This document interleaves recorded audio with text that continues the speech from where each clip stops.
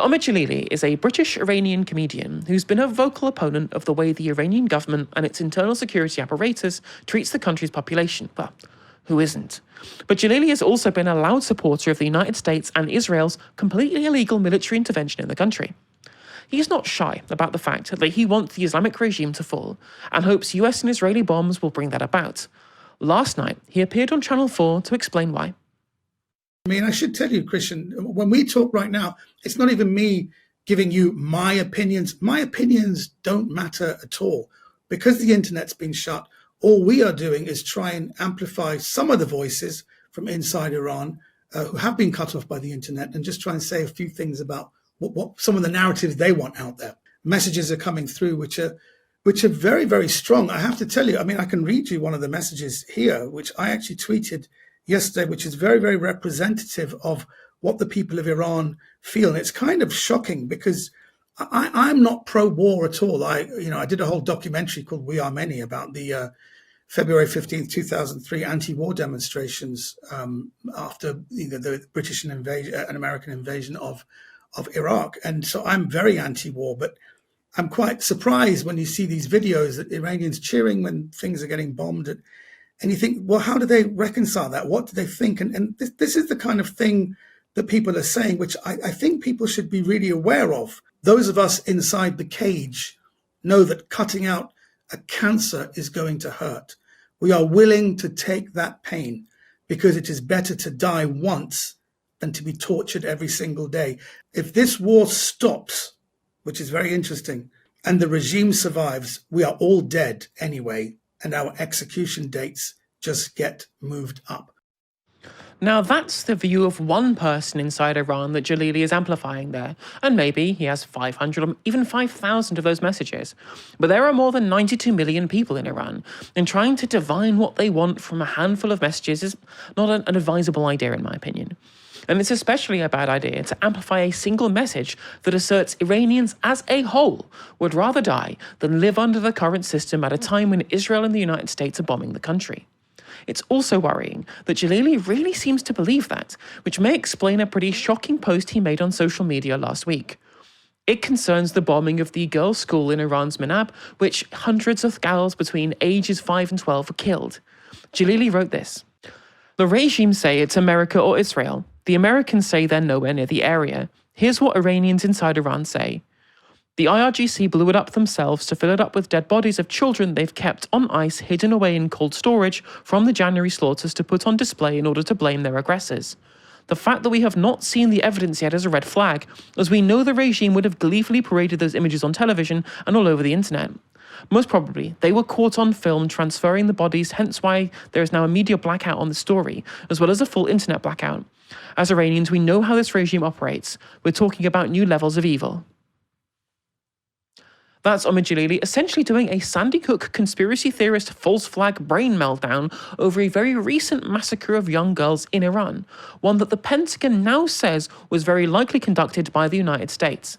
And many of us knew that this was likely to be the case, but Jalili's impeccable sources, allegedly from inside Iran, said otherwise, promoting a full-on fiction instead involving the frozen corpses of children.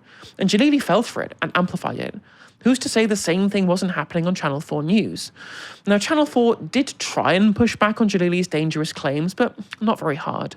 You know, the regime supporters in Iran say the people who you're quoting are a tiny minority. You know, yes, there are people who are upset and angry and want to get rid of the regime, but they're a small group of people.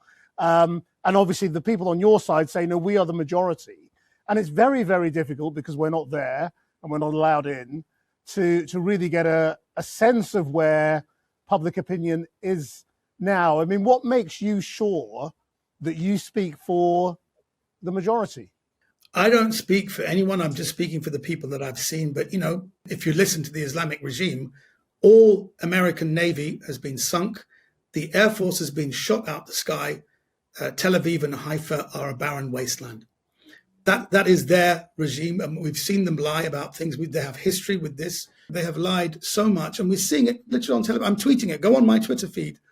And I'm tweeting it as a comedy thing because they say, yes, we've hit the USS Abraham Lincoln. And then Mullah goes, everyone together, Magbar America, and then other people just go Magbar America. It fizzles before it even starts. And AI videos of crowds. Yeah. Also, AI videos of crowds. All this stuff that we see is complete and utter, very easily, understood lies. So as far as Iranians are concerned, we don't believe anything they say. And when the people of Iran are saying we are the majority, that's what we believe. Yes, the Iranian government pumps out misinformation. All sides in war trade in misinformation, of course, evident including Jalili's. The central thing here, I think, Dalia, is that, yes, Iranian regime does terrible things. No, we're not going to be contentious in terms of trying to deny that, because of course that's true. But there needs to be an analytical framework as to how you make life better for the people in Iran. And it is clear to me, regardless of what the stories that come out of Iran are, that bombing campaigns, hitting oil refineries and showering countries of millions and millions of people in acid rain are not going to achieve that.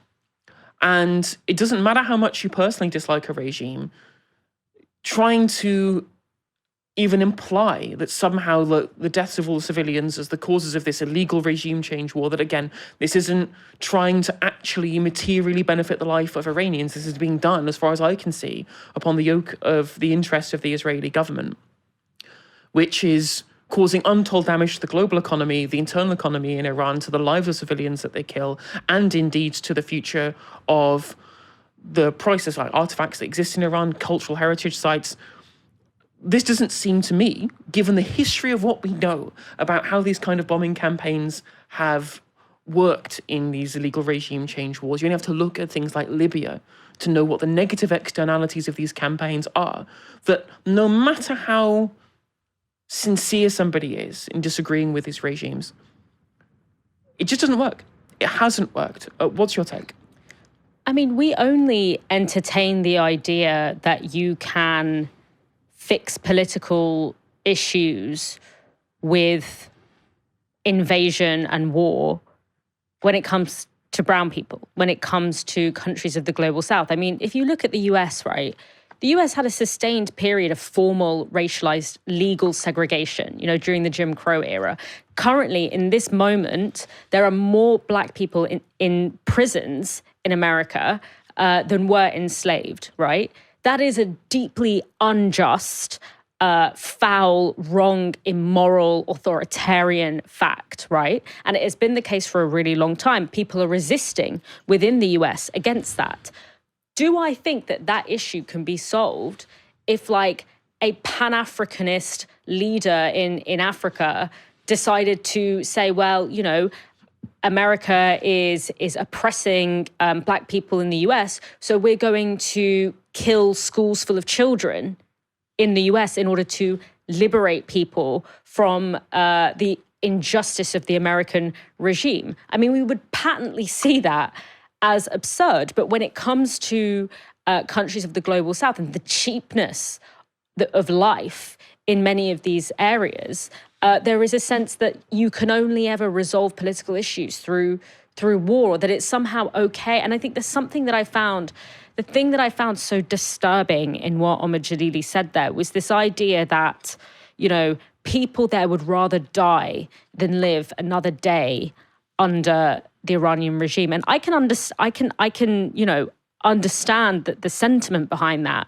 But I just think to say that in the context of an illegal invasion is essentially, to me at least, it essentially involves giving a moral cover to the idea that these people's lives right now don't matter in the pursuit of the political project to remove the Iranian regime. Political project that, I'm sure many within the country want to see, what might agree with, but not through bombing and conflict and war. And I think the thing about, Omid Djalili being appointed the kind of this, he says, like, at the beginning he says, I don't represent Iranian people, but by the end of the clip he's saying, we as Iranians all believe that, or we as Iranians believe, and he kind of starts to invite the we into the conversation, which I think is quite interesting. But when it comes to the issues that impact, people who aren't white, essentially, the media has this tendency to think that there is just like we're just this sort of like essentialized, homogenous group of people. And if you pluck anyone out from us, will be the transmitter of that essentialist information and sort of the Iranian position. It's kind of like the equivalent of, Brexit happening in Britain, this big political crisis that there's, so many complex reasons why this might be happening. And in the US, then being like, well, clearly, the authoritative voice on this is James Corden, just because he happens to be British. And it's like this kind of identity politics where it's like, suddenly when it comes to these issues, there doesn't need to be a question of like, because people like producers make editorial decisions all the time of like, who are we going to bring on to speak about this and what qualifies them? And I guess it's like just being a well-known person with that background. To me, it feels like an odd reason, not necessarily to hear from someone, but that wasn't just like a panel show or a show where we were hearing from multiple voices. That was a 25-minute interview of just him, where despite him saying, I don't represent the Iranian people, it was kind of the staging and the production of the show kind of gives that impression. And there is no evidence to believe that people who are living in Iran, because obviously Omid Djalili does not live in Iran, that people within Iran, whatever they might think of the Iranian regime, there is no evidence to believe that they think that American bombs are going to resolve the problem. And I can have a lot of I have a lot of compassion. Omid Djalili lost his brother or a member of his family, I believe, was killed by the regime. I don't necessarily think like that he should, like, his voice is completely worthless. But when you think about it in the context of the complexity of this issue and the fact that we are in the middle of a war, and the fact that he has kind of circulated absurd conspiracy theories that have if they came out from anyone else would sound unbelievable. But it's not a surprise to me that at a time when the British state is involved in a war through intelligence sharing, the use of providing the use of military bases, that the British media would be interested in providing a platform to someone who, in my view, it feels is offering a kind of moral cover for that by saying, well, people there say that they would rather die than live another day in this regime, Yeah, I totally agree. And again, like, the idea that even if this was successful in removing the regime, which I don't think that it will, I don't think even the Trump administration thinks that it will, that somehow something better would come of it. They had a reformist president at the time, or we still do, in Masoud Pezeshkian. They had Ali Khamenei, who had his own fatwa against nuclear weapons. Why would they not develop nuclear weapons now? How can the liberal reformists within Iran, at this point, justify their position when their own reformist approach to politics has still led to the devastation that we're seeing in Iran right now, given the illegal invasion? Who says that anything that would replace what is currently governing the country would be better? Again, we saw this in Libya, where we had the flawed government of Gaddafi replaced by slave markets, essentially. We saw the power vacuum in Iraq lead to the rise of ISIS, with huge amounts of geopolitical instability that followed and huge amounts of lives that were ruined by that through the removal of Saddam Hussein. Who is to say that this indiscriminate and illegal bombing campaign, because again, it's not boots on the ground, this is just being raining of bombs from the sky in Iran, will necessarily lead to something better? As far as I can see, there is no case that's been made as to how that might come about. But again, it's easy to be emotionally connected to the need to remove what is bad now without thinking about the consequences moving forward through an analytical framework. And I think that's the problem with relying on people like Omid Djalili, who I do not think, in my personal opinion, have that framework to hand.